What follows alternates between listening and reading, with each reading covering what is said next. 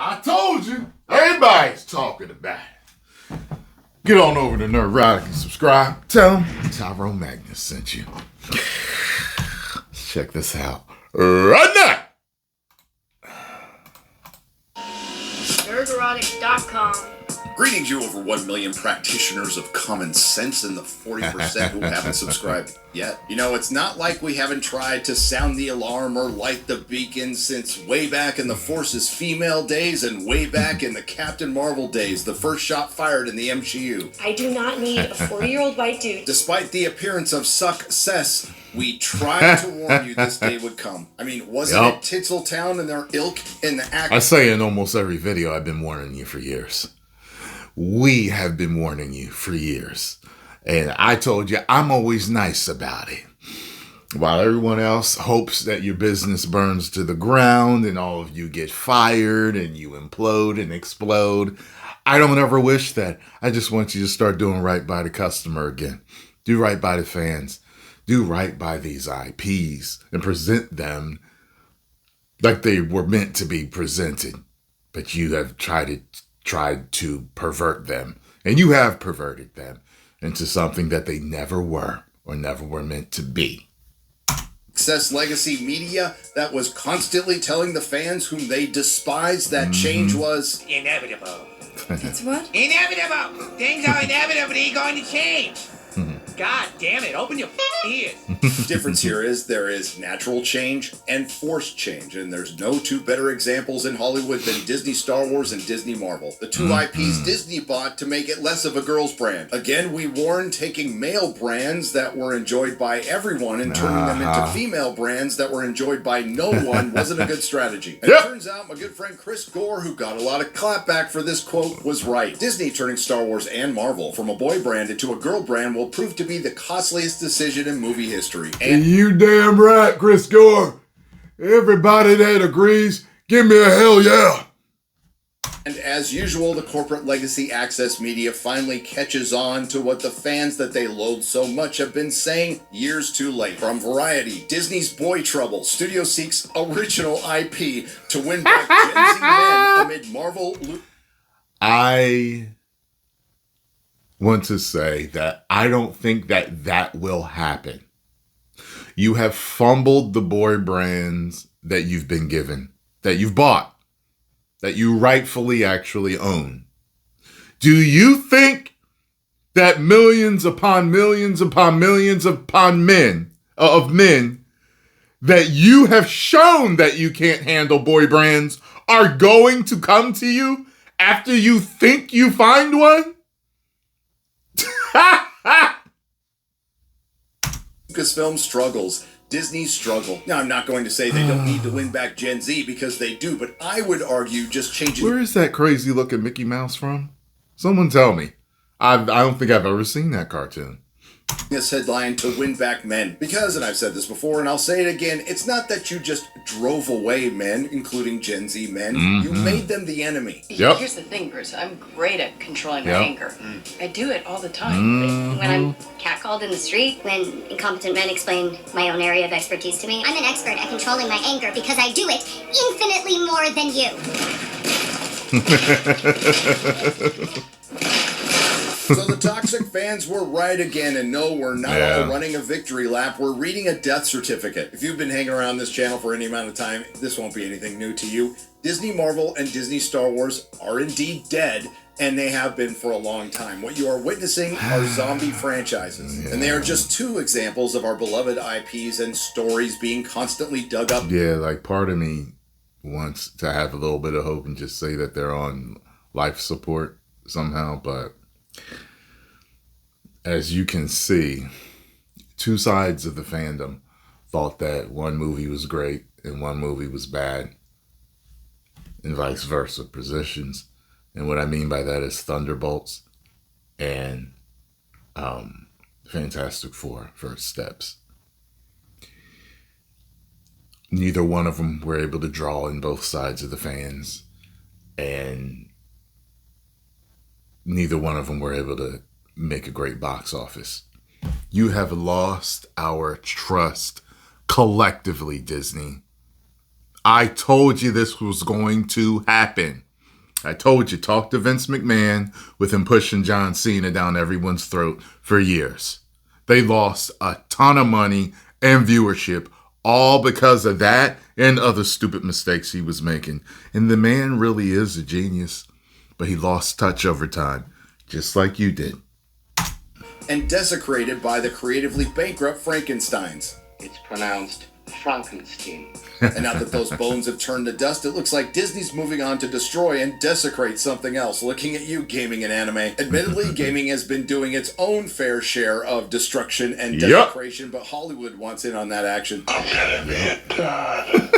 No, you're not. Right. But let's hear what Variety has to say. And they're being clever. Cinderella and Sleeping Beauty aren't the only ones looking for a prince. I heard that they were blaming Gal Gadot's acting on the failure of Snow White. Right. Keep telling yourselves that. It's funny, he's laughing too. Leadership, if that's what you want to call it, at Walt Disney Studios has been pressing Hollywood creatives, if that's what you want to call them, in recent months, multiple sources tell Variety, for movies that will bring young men back to the brand in a meaningful way. Young men, in quotes, and something, quite frankly, Hollywood's always been into, is defined here by sources as ages 13 to 28, aka Gen Z. I think it's prudent to point out, within that Gen Z age range, at least they have witnessed some good Marvel, but they have never witnessed any good, consistent Disney Star Wars. But what about Andor? Well, I would say out of the 3 trilogy films they have produced, the 2 standalone films they have produced, along with the 7 live-action series, and I'm not going to count the animated series. I'm going to be kind here. You might have possibly gotten 1 to 3 projects, and believe me, this is arguable, that might have been watchable out of 12. And a quick reminder, Disney has owned Luke. First 2 seasons of Mandalorian, and people like Andor. But I'm trying to think of what else. What's the third? I don't know if there is a third. The people liked Skeleton Crew from what I hear, but I couldn't get into it. Lucasfilm for almost 13 years. And as far as Marvel is concerned, and again, at least they used to be good. But since Endgame, with the roughly 27 projects, not counting animated series, they've shouted out, only 3 of the movies were good, and the best being something they don't own, Spider-Man No Way Home. Yeah. On the streaming side, the only thing watchable were a couple of holiday specials, and the best thing was an animated... Yeah, I don't even care about the damn holiday special, but this was damn good right here.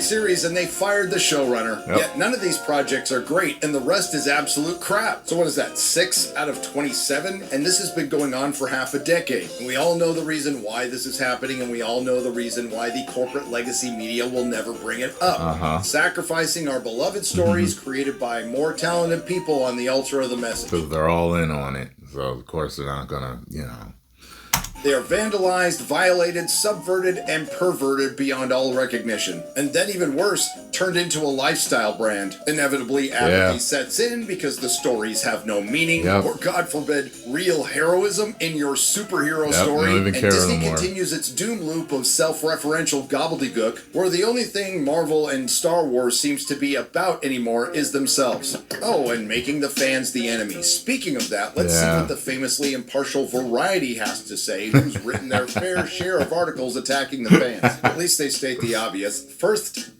every film studio is looking for a better way to convert young audiences, I'm not comfortable with this conversation, into habitual moviegoers. Numerous studies show that Gen Z men, in particular, are a lonely gaming-obsessed group who were hampered in their formative years by COVID-19 lockdowns. Dude, in this article where they're talking about Hollywood trying to get men back to Hollywood, they damn near called you incels. Why not just come out and say it? Hey, how do we get the incels back? Sure, we've emasculated you, denigrated you, and attacked you at every turn and literally made you the enemy. And constantly called you incels, which is just another word for nerd, which is something you kind of need to watch things like Marvel and Star Wars. And they've constantly called us toxic fans, but it turns out they need our money. The question is, who cares? And then Variety piles on and says, not the easiest segment to grasp. And I would have to ask Hollywood, physically or metaphorically? You know, it is probably difficult for the likes of Variety and Hollywood to grasp that segment because they have driven out any shred of masculinity from their industries and running a never-ending campaign against the patriarchy. In other words, men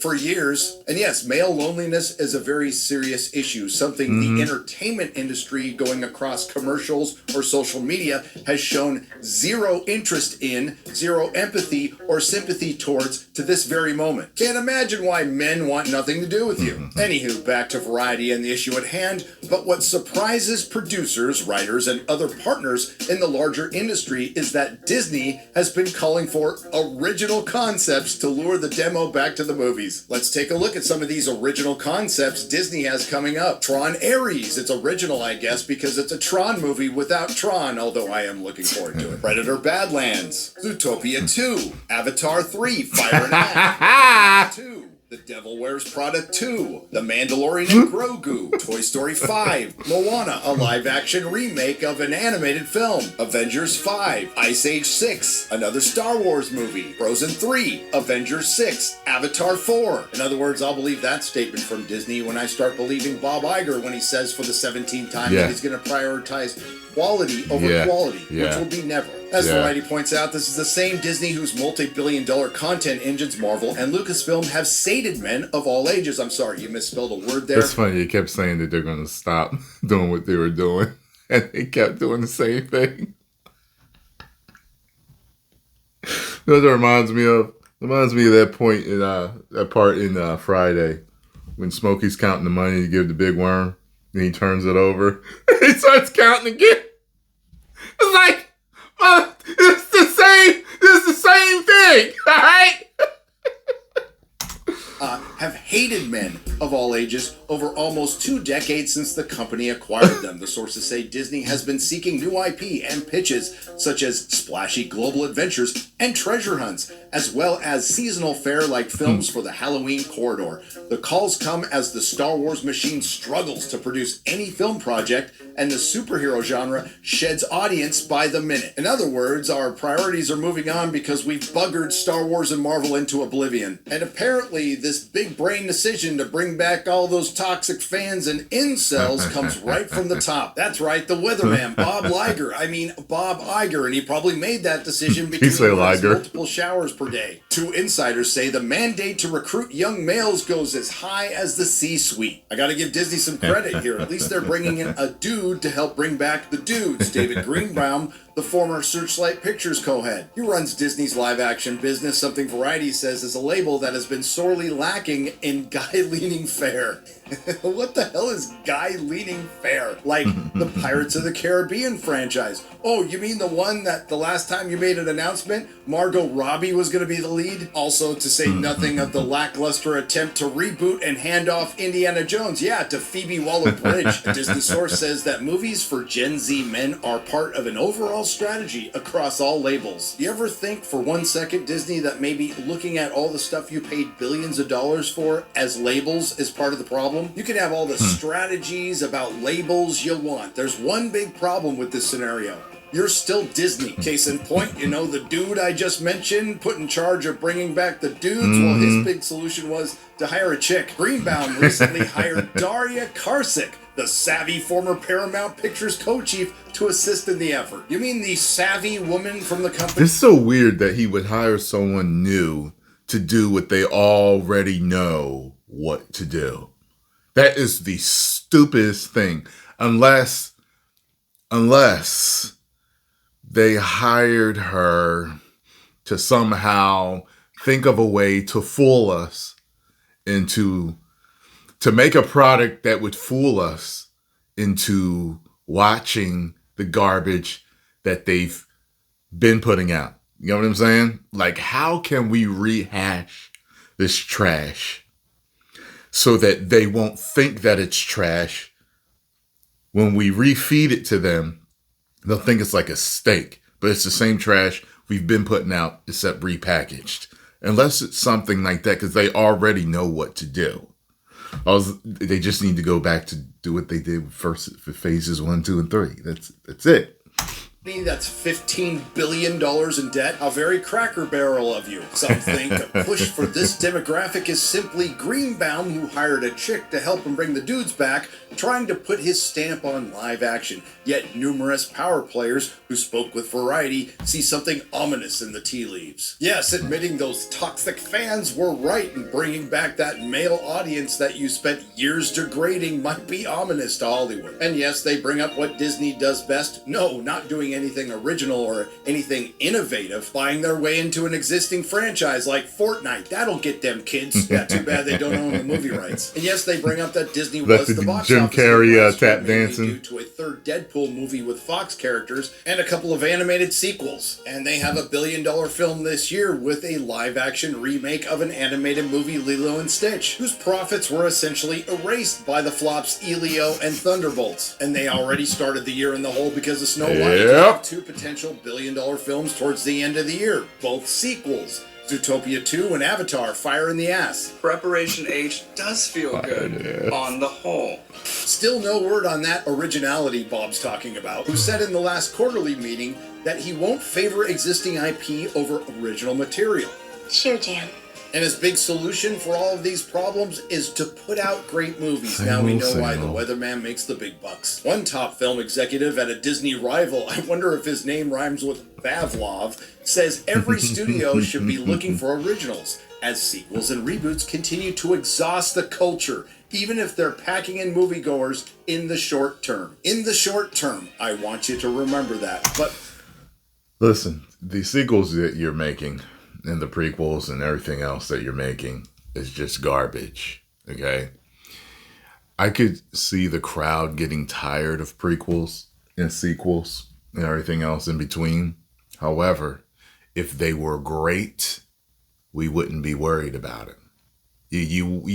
I bet you would hear a much, much smaller group talk about why you keep doing prequels and reboots and all this other stuff. The problem is they're bad. If they were all Terminator 2 level good as far as sequel goes, we wouldn't have any problem with it. If they're all Infinity War good as far as sequel goes, you wouldn't have any problem with it, okay? I don't know if that's even called a sequel. What would that be part of? A larger story? I guess it could be considered a sequel. They're all sequels to each other the way they've, connected all the movies. I don't know. Maybe one of you movie guys knows a more technical term for what that would be. But whether it's a prequel, sequel, midquel, whatever it is, they've all been woke garbage for the most part. That's the problem. If they were all as good as what they produced in phases 1, 2, and 3, and what other movies, great movie franchises used to be with great sequels, they wouldn't be having this problem. The problem is when you're doing bad, when you're making really bad movies, the magnifying glass is on you. And then people nitpick everything. And that's what you're getting.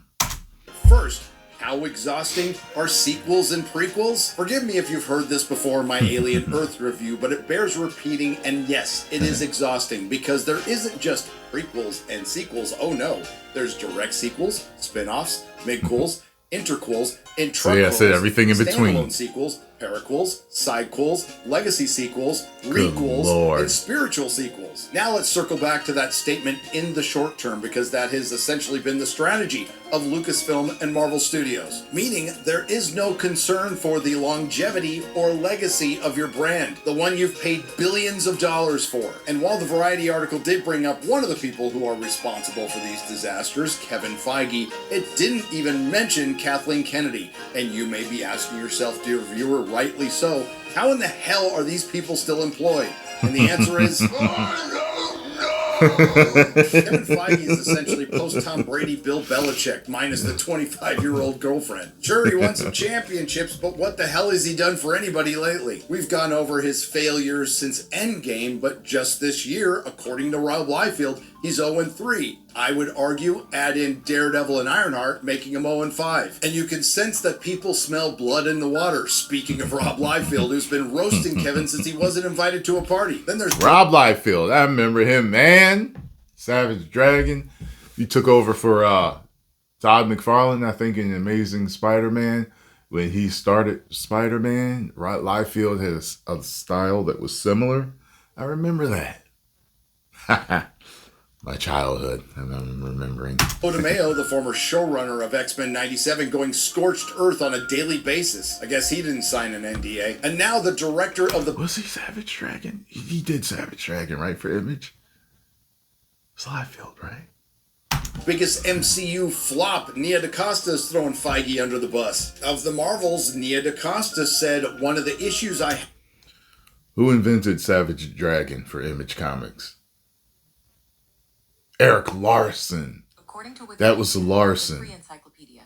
The Savage Dragon is the name of two superheroes. Then what did Liefeld? Created by Eric Larson, published by Image Comics, and taking place. Did he do Deadpool? Who invented Deadpool? Liefeld. Okay, I got confused. He did Deadpool. So was he New Mutants? No, he wasn't New Mutants. That was Larson too, right? Who started the New Mutants comic book? Chris Claremont, artist Bob McClellan. I could have swore. Damn it, my childhood is confused. had with Candyman and the Marvels was the lack of a really solid script, which is strange because she co-wrote both of them. DaCosta has also previously said that the Marvels wasn't the movie she shot. Hashtag release the DaCosta cut. But that's okay because there's going to be the Cameo Fest Avengers Doomsday, which I predict will have the tightest script ever written. That's not true. It's not even finished yet. But according to Alan Cumming, who says he doesn't know what's happening in Avengers Doomsday. I did the entire film in isolation. Lots of green screen, face replacement. They even gave characters fake names. I don't know who I was acting with half the time. Wow. Interesting.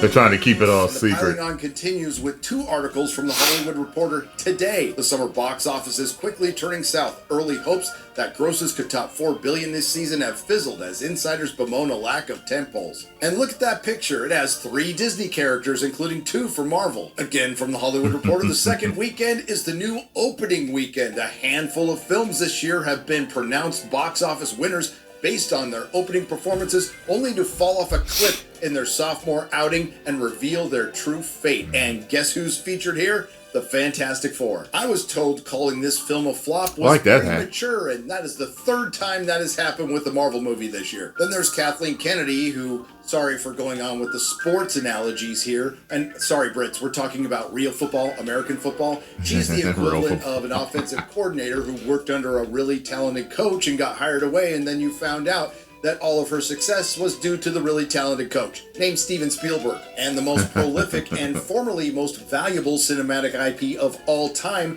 hasn't made a movie since 2019. And don't get me started on another tangentially Disney product, Doctor Who, where a Doctor Who producer said the casting of Ncuti Gatwa and the first female Doctor played by Jodie Whittaker was not some bold step in the culture wars. Bullshit. She says it's simply as it should be. It's normal, and now the show is simply where it should be. It's canceled. And what do all 3 of those franchises have in common? Besides having something to do with Disney, they had a slavish adherence to the message, and they all committed Mary suicide, destroying the classic for a now that never was. All to bring in a modern audience that never existed, obliterating Doctor Who, Star Wars, and Marvel's longevity and legacy. You know, the thing the fans cared much more about than the owners of these franchises. Marvel Comics has 80 years of continuity. Doctor Who has been around for over 60 years. Star Wars for almost 50 years. And the fact that they're all still around, be it as zombie franchises, is a testament to the brands. And Disney has either been directly responsible or partially responsible in doing the impossible, ending the timeless story. And the only thing fans are responsible for is deciding your legacy for you, Disney, by walking away. And even if Disney could fix this, or better yet, would fix this, I don't think they even know how. This is called being too big to see. But they do. That's the thing. Like I said, there's some type of contract that's been signed to continue to do this stuff. Because nobody in their right mind would continue to do it when they knew what they had. They knew the success that they had in those first 3 phases. Like, you know what I mean? Like, they've got a figurative gun to their back with some type of contract that rhymed to play at the game bars. And I think a lot of these companies do. They signed on to push this for a certain amount of years for a certain amount of money, and they got to keep doing it until the contract runs out. Succeed. In other words, being too scared to change. What's the evidence of this? Kevin Feige and Kathleen Kennedy still being employed. Two studio heads who thought it was a good idea to emasculate the male hero, denigrate the male hero, and then go as far as to denigrate the male fans. Turns out it has consequences because it pissed off men and women, and now you need them back. And I think it's best summed up with this post on X Twitter, which I couldn't have said better myself. If you're struggling to get boys to watch your stuff when you own Marvel, Star Wars, and Indiana Jones, you don't belong in the audience business. You also don't belong in show business. What an astounding failure Disney's woke era has been. nerdrotic.com. If you like what you heard, please like, share, and subscribe. Oh, man. Thank you, good Nerdrotic. Good job as usual. Man.